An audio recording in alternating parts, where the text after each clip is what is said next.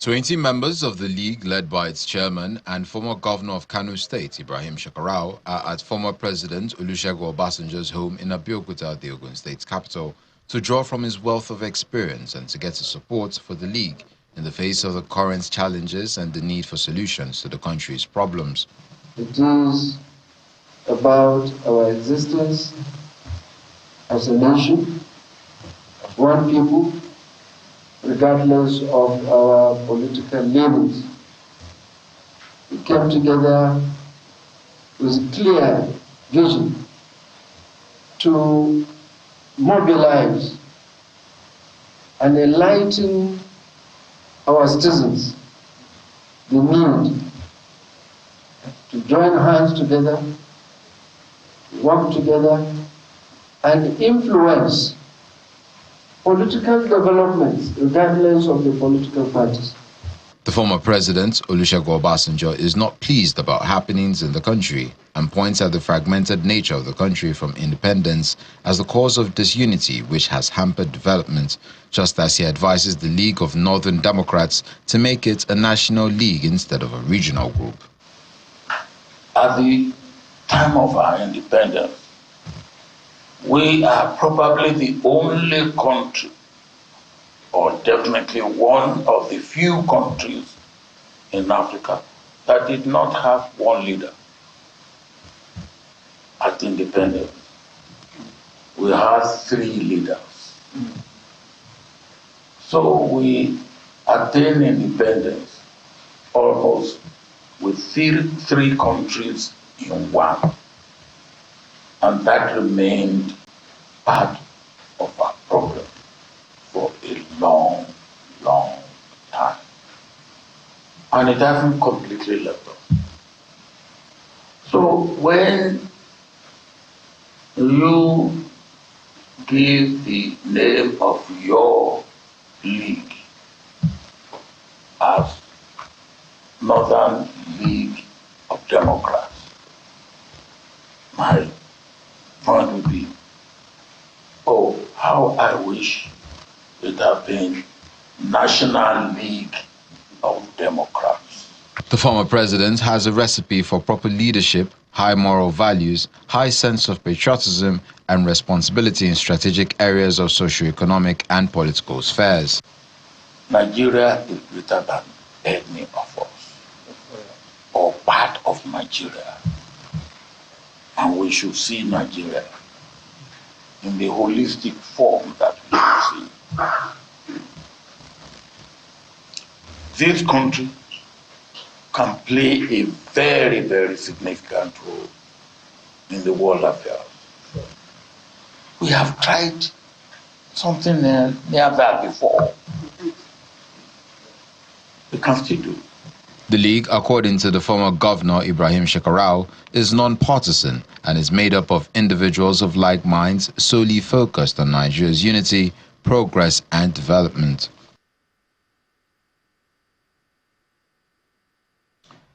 All right, there you go. Former president giving his perspective on the matter. We're joined this morning by Pres'l Adebayo, who was the presidential candidate for SDP in the last presidential elections. Good morning, and thank you for joining us on the program today. Good morning, Chamberlain. So, get us your, let's hear you on this, the narrative from the former president. Again, he's raised the leadership question, regionalism. Much as many people they had fond memories of what transpired at the time, but listening to him now, what do you think of it? Well, every contribution to public discourse must be put in the context of why the discussion was made, why the comment was contributed. From what I gathered, it was at a courtesy visit by the League of Northern Democrats. And by that name suggests that it is a League of Northerners who have democratic aspirations for the country. And in that context, I wouldn't take it to be a speech on regionalism generally, because regionalism will mean different things. I think what the former president was trying to drive at is that any discourse about a common problem in Nigeria should not exclude anyone. It should be made available for everyone who wants to contribute. From the chairman, the former Governor Shekarau, to the convener, Dr. Umar Ado, and many of my brothers who are there, Aminu Shagari, Mutala Yaradua, many people. These are my friends, and these are my supporters. These are my believers. And these are people I consider to be Democrats. And if they form an organization that is just seen as League of Northern Democrats, what President Obasanjo is saying that some people, it is that Northern they will see. They will not see the League, and they will not see the Democrats in it. But if you're able to see all the three words, you will understand that these are Nigerians of Northern extraction who are concerned about our democracy. And there's nothing unusual about that.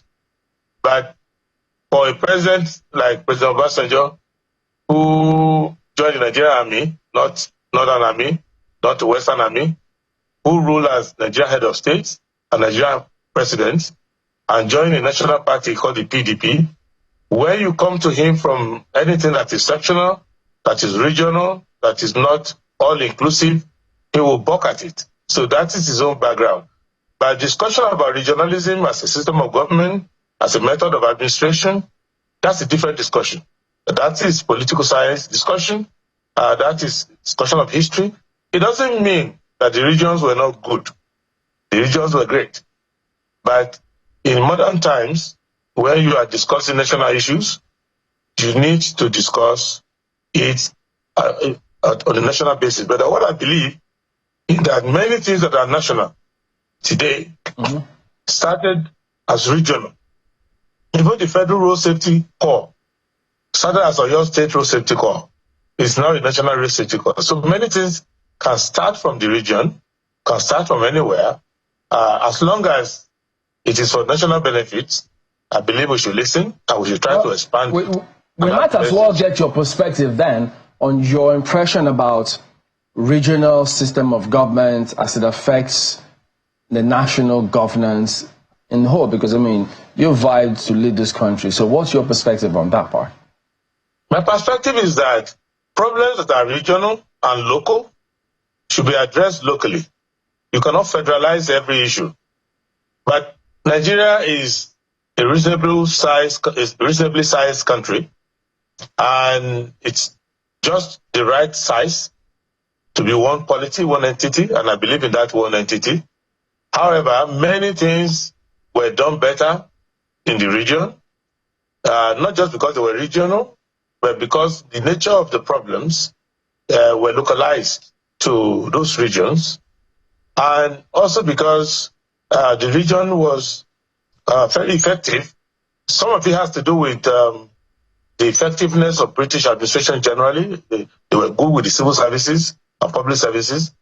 But I don't think that we can rule out regionalizing certain aspects of things. In fact, just like Maope spoke earlier in the program today, when discussing the collapse of national grid, maybe if we had regional grids, we had grids at local levels, state levels, and I made that speech during my campaign 2 years ago with respect to how to manage power, how to decentralize the national grid, and make the national electricity grid to be a backup, so that if there is a collapse in one section of the country, you could will power to them for the time being.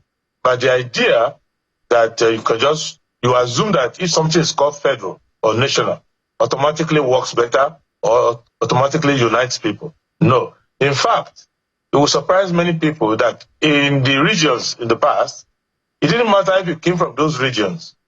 There were people from the east and west who were senior in government services in northern Nigeria.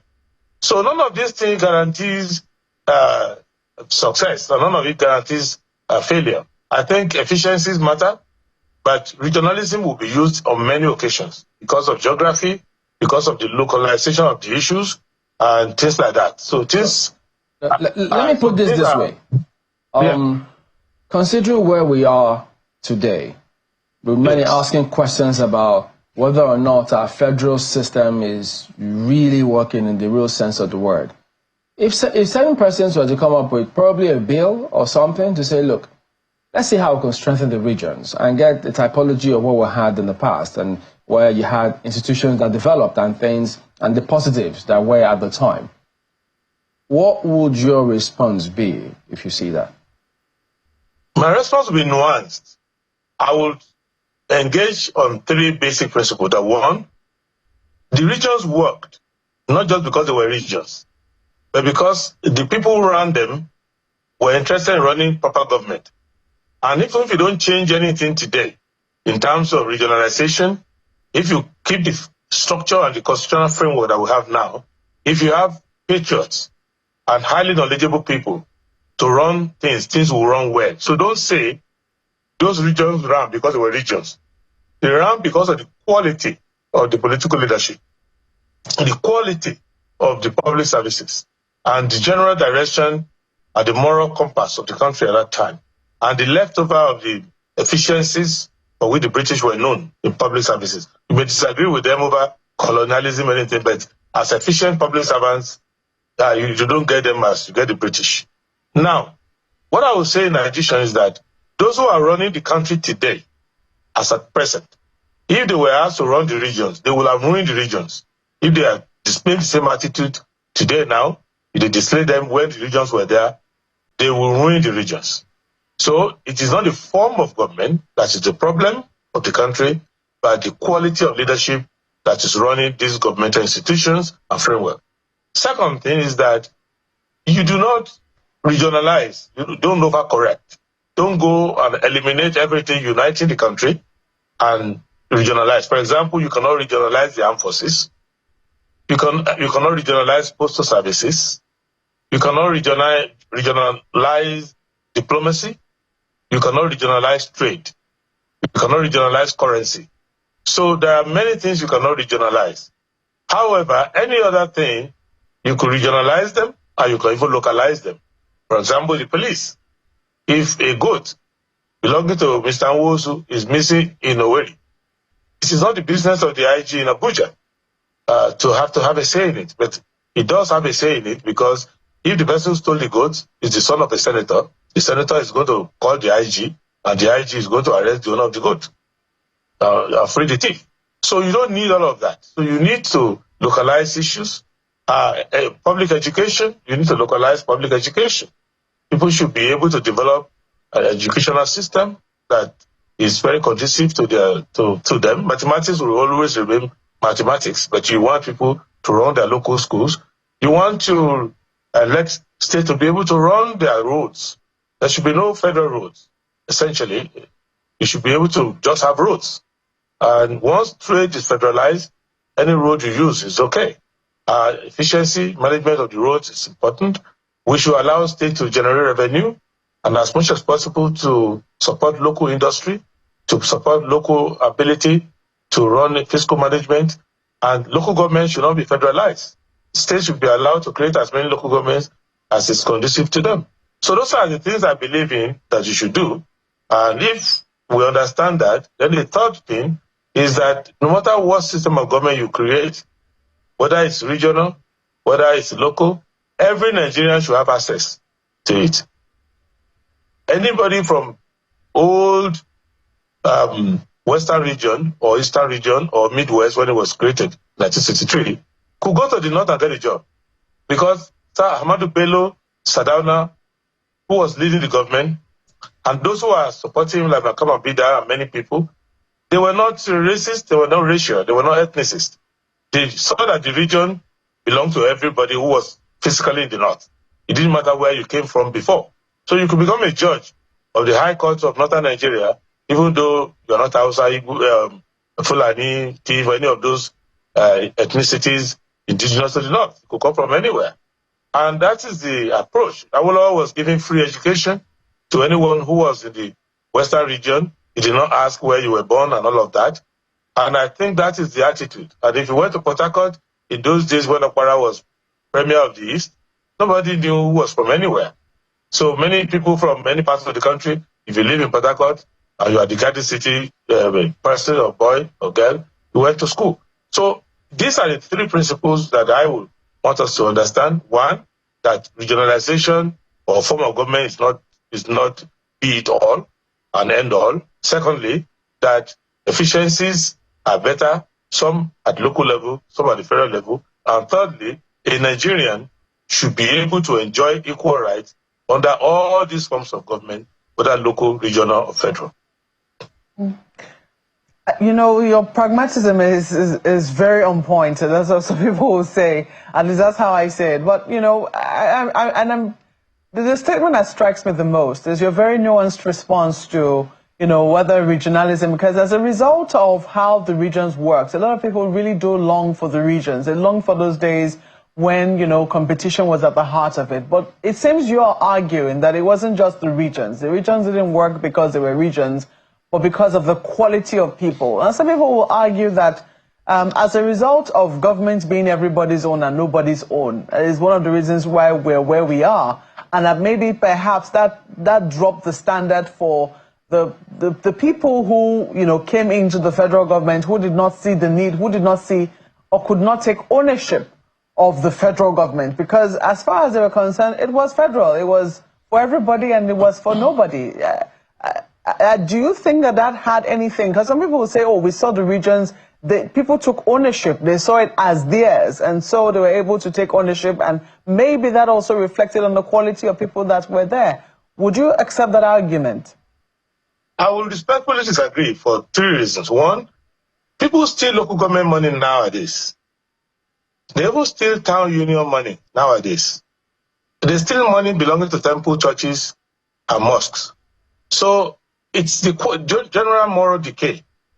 Because if you look at those who were at the federal level in those days, they came from the regions, but they were very loyal to the federal government. It didn't matter where they came from. They were highly loyal and they did their job effectively. The problem now is that if you go to the EFCC records, they steal state money more than even federal money. You're more likely to have a governor finish from his office and report himself at EFCC or be looked for by EFCC.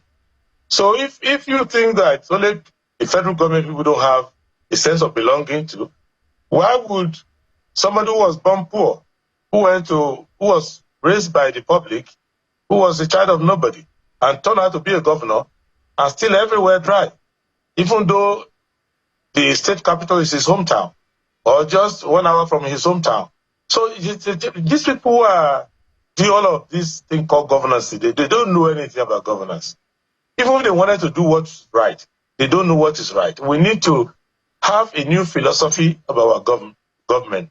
And if you notice, you can do a survey from your media house and do a survey around the government. The number of people in the public service, whether elected, appointed, or career, who understand the three pillars of modern governance, which the British call PPE: philosophy, political science, and economy. They are less than 1% of 1%. And the people we elect nowadays are not politicians. They are financiers who believe that politics is like investing money in any other venture. So when you invest money, you will reap in abundance. So many people who ordinarily will be in business will realize that if you invest in banking, agriculture, or whatever, you get a single-digit return. But if you invest in politics, you get millionfold. If you give $1 billion to support a political party or a candidate, you could have a whole ministry given to you. And that is what is dominating the issue. And ministers, commissioners, and other senior government people are recruited to help the boss get his money back, to protect procurement and other business opportunities for their clan, for their clique. So no pure government is going on. We need to reintroduce ourselves to governance. The reason why our politics is failing is that our philosophy of governance has failed. So even though Karl Marx says the philosophers have interpreted the world, what is left is to change it. In the case of Nigeria, the philosophers have to come back and reinterpret public governance to us first. We need to agree, because you will see a lawmaker, he doesn't care about lawmaking, and is not evaluated for lawmaking. He's evaluated for bringing goodies back home, motorcycle, giving money to people. I saw a video recently, somebody saying that the lawmaker representing them in Kwara South was to give them laptops, but he took photos with them and never gave them the laptop. Both of them are wrong. The senator is wrong. It's not your business to give anybody laptops. Your job is to make laws. We should make it easier for everybody to have laptops. Secondly, the citizen who believes that the senator owes him a laptop, well, it's the salary of the senator to give a laptop to every youth in the constituency. So these are the problems that you see. So what we have here, I'm careful because your medium is not my medium, and I don't want to say my entire mind without giving respect to your editorial ethics. But what we are running is essentially a quasi-criminal organization we call government, because we go there to violate our own laws. We go there to organize together and do things which, if you did them in your private capacity, you will spend a long time in prison. That's what we do in government. So that is why the system is not working. So whether you break the region and become 12 states, then you go 19 states, then 21 states, 30 states, 35 states, you have 775 local government, you have crime going on all over the place because there's no governance. And when you bring young people into government, they are grateful. The first thing a minister does when he's appointed by a president is to go and lie flat and say, thank you, daddy, because he thinks it's a gift. He doesn't know that the person who appointed you is in trouble because he's taking a public mandate, which he cannot handle by himself all alone. So he's bringing you to come and help him. You're supposed to be his first critic, his first sparring partner, the devil's advocate. You are the one to give the counterpoint so that you can have a robust cabinet. Look at the ministers. They are all scattered all over the place. If you stop President Tinubu today and say, give me the addresses, home addresses of your ministers, he doesn't know them. Doesn't know where his Minister of Finance lives, doesn't know where Attorney General lives. They all scattered it because President Obasanjo and some people who advised him, including the Rufai, they sold up all the government houses. So ministers don't live close to each other. They are far from the State House. So the government is disarticulated. So when a minister leaves his office to go to consult with the president, the whole day is wasted. Whereas in those days, in the colonial system, in the First Republic system, the Minister of Finance would live next door to the Prime Minister. Then after that, the Attorney General, a Foreign Affairs Minister, Minister for the Interior, and all of them live together there. They can just walk over in the evening and have a talk about government. And everybody leaves and walks. When there is cabinet meeting, almost every minister walks up to the cabinet room. They scatter all of that, shows to you that they are not even organized properly to be a government. They are all isolated in silos all over the place. So that is what we need to reorganize before we can now start to talk about form of government. Run the one you have now effectively. When you run it effectively, then you can now start to see where the effective running has some glitches. You can make amendments. We can always amend the legislative list and next to the Constitution. They are not written, they are not laws of Moses. They are not cast in stone. They are to be implemented, and we can always amend them.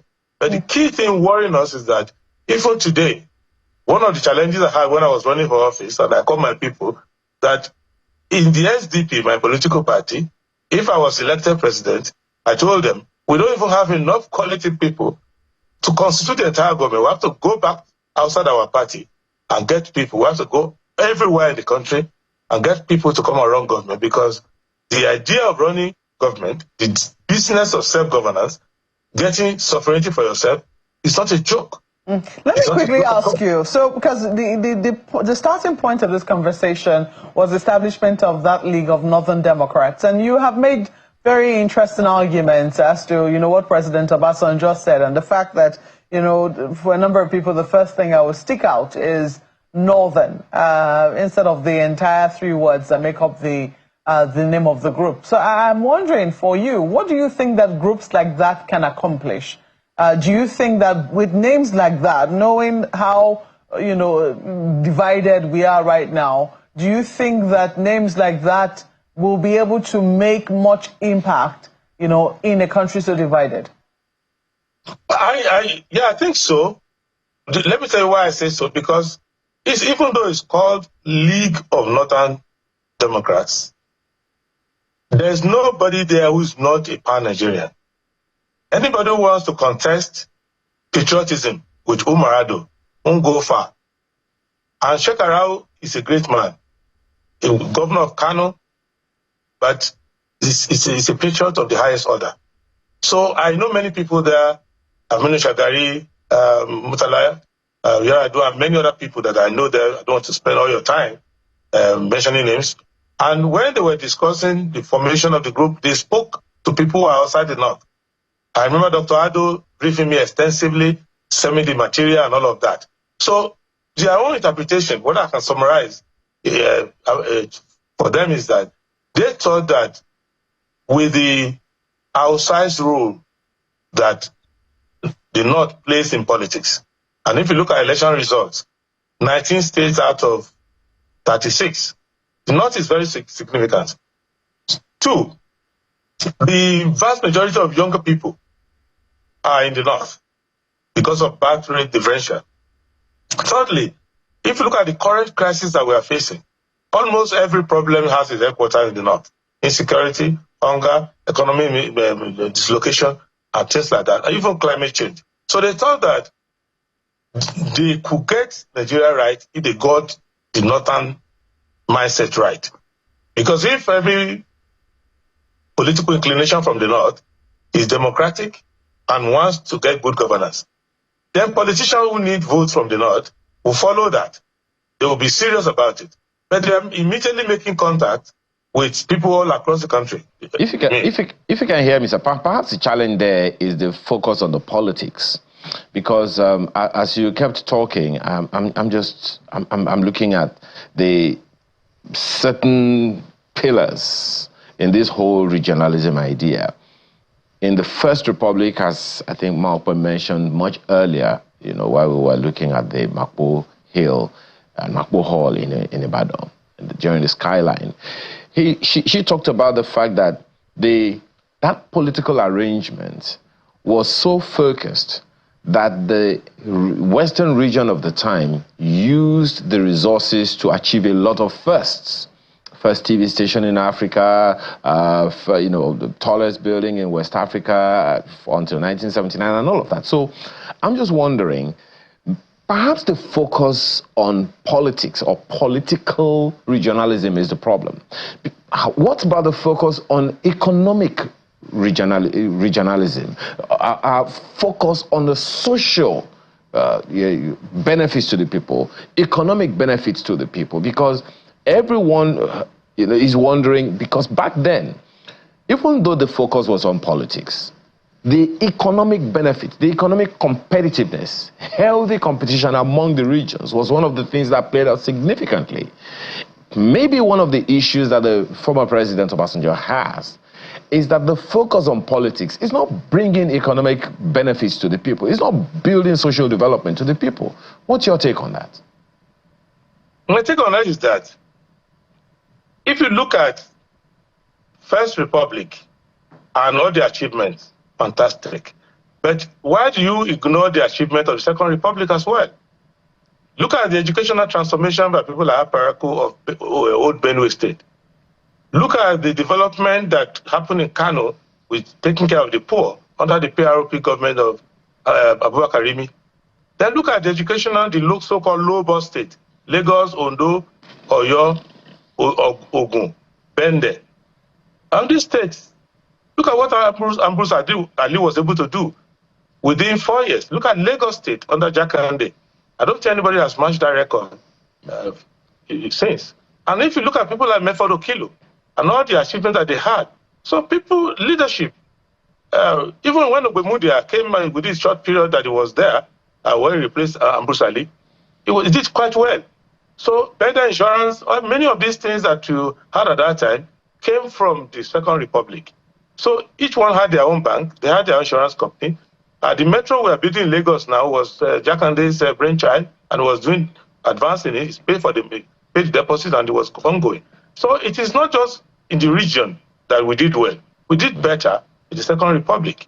So, and I am not a lover of military rule, but I think one of the most progressive governments we've ever had in this country was that of Gawan, who set up a very strong team, and they were able to modernize the country. The Lagos you see today, from Ijora's Causeway and all of that, was all the work of Femi Okuno under General Gawan, whom I wish a happy 90th birthday. So what I'm saying generally is that you can do well in any form of government. And the problem is the quality. Secondly, to respond to your question, you cannot say there's too much focus on politics, because politics is the enemy of economics. Ashebe was right and remains right that leadership is the problem of Nigeria. So there's no economic theory, there's no economic concept that you bring forward that will not be ruined by the political economy of it. And politics is where we choose our leaders from. We don't shoot guns anymore and just grab a radio station. So we go and campaign, we sell ideas, we organize political parties. So you must get your politics right. Politics is the gateway to leadership. Many people you find today in power are a product of bad politics. And that's why I agree with Mrs. Tinubu, Mrs. Remi Tinubu, our First Lady, when he said her husband is not the problem of the country. And I agree that the husband is just a symptom of the problem of the country, because the husband or the president we have today is a product of our politics. Okay, and the politics is faulty. You know, so as you know, we need to address. Yeah, as you know, there are several issues that are tied around our politics. And you have talked about, Chairman also mentioned it the other time, you talked about the fact that our problem is the leadership and all of that. And Chamberlain raised an issue with you about the leadership recruitment process. Now, we have state governors. Now, with the Supreme Court judgment, everyone is looking to get the local government chairman that can do one thing or the other and benefit the lives of the people. What do you need tweaking? What do you think need tweaking in our leadership recruitment process? There are those who have questioned, okay, people get into an organization like Nigeria, they get into an office, there are those who even believe that people who come into government, they don't even know what their job description is. They just get into office as governor, get into office as senator, get into office as whatever, and they just keep going the way it is. So what do you think is wrong with our leadership recruitment process, and perhaps even the job descriptions for those who get into office? There are 4 problems that I can identify, others will identify more. One is that those who are in government essentially don't want better people to come. So you will see the struggles that they have.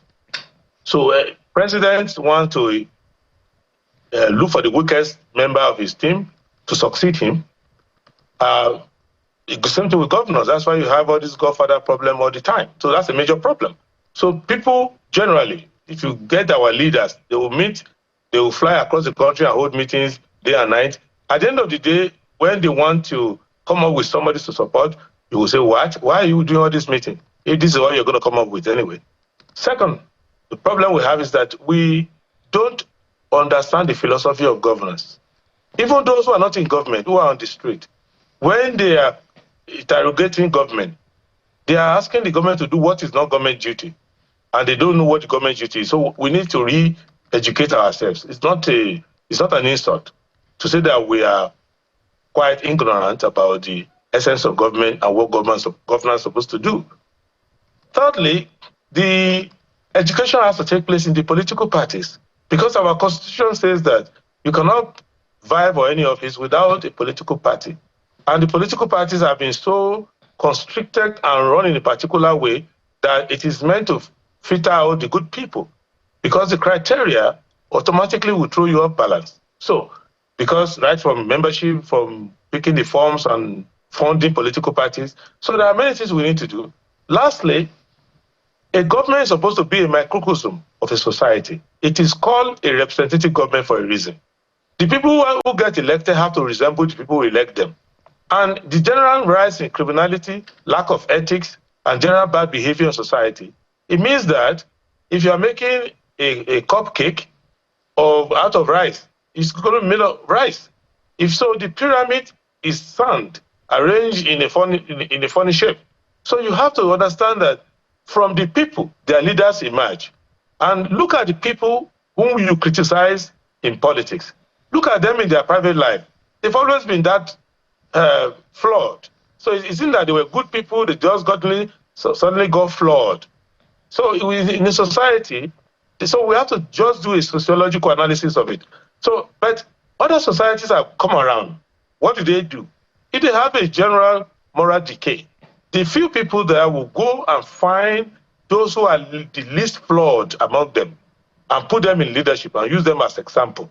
But in our case, we end up just selecting the worst of the worst and putting them to reinforce the fact that doing wrong is power show. And you could see the struggle that even the United States is facing now, that they are going through a moral contortion in this their election, because it is now who they want to be versus who they really are at this point. So this is the struggle for every generation. And let me make a note of warning.